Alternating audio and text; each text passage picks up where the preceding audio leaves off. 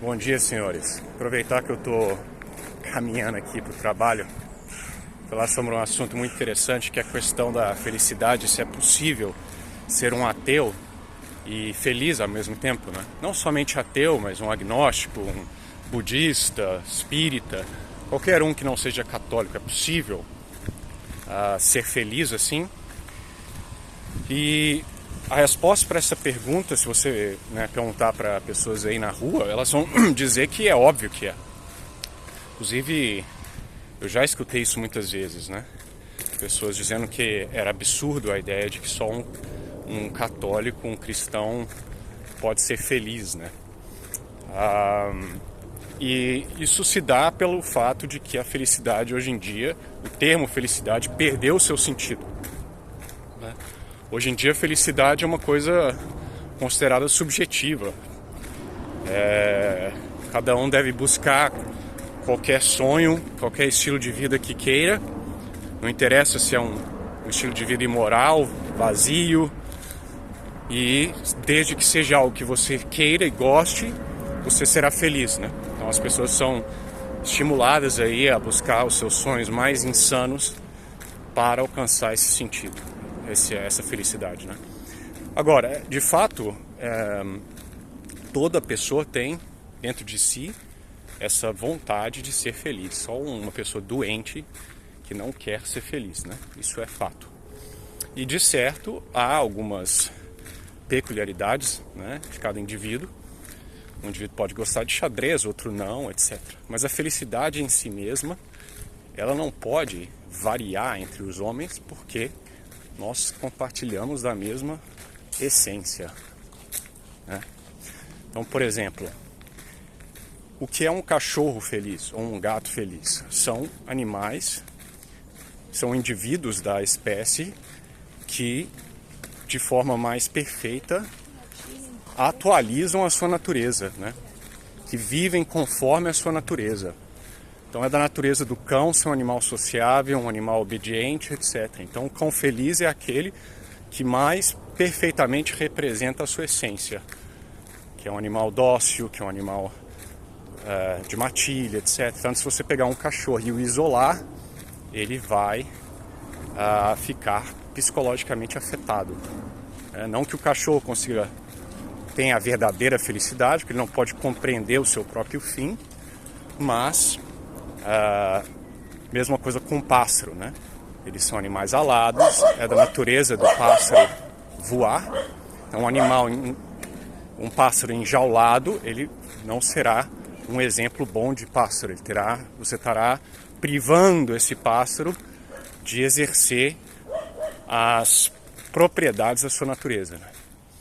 Então, no aspecto natural, no homem, é a mesma coisa. Alguém que vai contrário à natureza humana, vive algo que impede essas naturais disposições da alma humana, vai sofrer. Então, por exemplo, nós somos animais sociais, nós somos animais monogâmicos, porque assim Deus nos fez. Então, um indivíduo que quer viver uma vida isolado, uma vida poligâmica, né, ele não encontrará felicidade. Ele pode se iludir e achar que aquele prazer momentâneo que ele sente é verdadeira felicidade, mas com o tempo ele vai vir a sofrer, né? Foi, por exemplo, o que aconteceu comigo durante o meu ateísmo. Eu vivi uma vida, né, buscando apenas festas e coisas do tipo, e eventualmente você afunda, né? Você já está afundado desde o início, né? Mas às vezes você só vai perceber os efeitos mais para frente, né?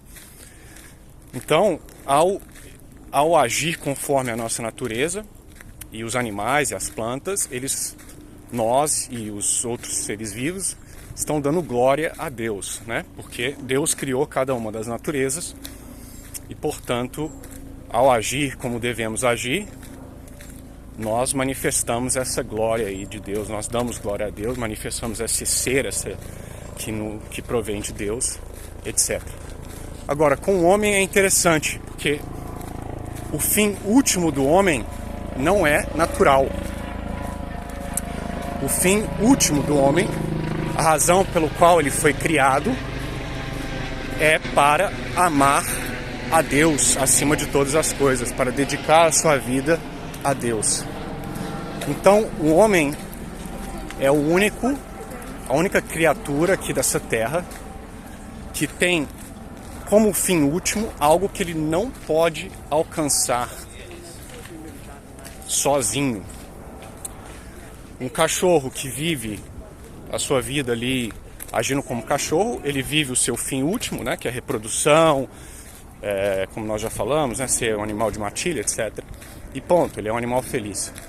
O homem não. Ainda que você vivesse a vida mais virtuosa possível, do ponto de vista natural, né, fosse uma pessoa caridosa não, porque a caridade envolve o amor a Deus, né, mas fosse gentil, fosse trabalhador, justo, fiel, papapá, mas não amasse a Deus. Primeiro que ser virtuoso sem amar a Deus já seria extremamente difícil, se não impossível, mas você não seria feliz, né? Então, nós estamos aí nesse conundro, né? Nós dependemos da graça santificante para exercer o nosso fim último. E, portanto, uma vez que toda a graça santificante entra no mundo pela Igreja Católica, é impossível, a não ser em casos de ignorância invencível, em alguns poucos casos, mas no caso de um ateu que deliberadamente rejeita a Deus, outras religiões, que você conhece o catolicismo e resolve rejeitá-lo, rejeitando então Deus, porque nada mais é o catolicismo do que a Igreja Católica do que o corpo místico de Cristo, será impossível você exercer o seu fim último, que é amar a Deus de forma correta. Você pode estar achando que está amando a Deus, está adorando a Deus, mas você estará adorando da forma incorreta. Você estará prestando um sacrifício incorreto, né? Então, é por isso que nós dizemos que não há salvação fora da Igreja Católica. E até aqueles que se salvam fora da Igreja, por exemplo, alguém que viveu uma vida perfeitíssima no âmago natural e não tinha condições de conhecer a Deus, estava enfiado no meio do mato, se ele se salva é por causa das graças que provêm da Igreja de uma forma ou de outra, tá? Então, a resposta para a pergunta do meu vídeo é possível ser um ateu feliz? Não, é impossível. É impossível simplesmente porque um ateu ou um budista, ou o que é que seja, que não está em estado de ignorância invencível, ele rejeita a fonte de toda a felicidade, que é Deus.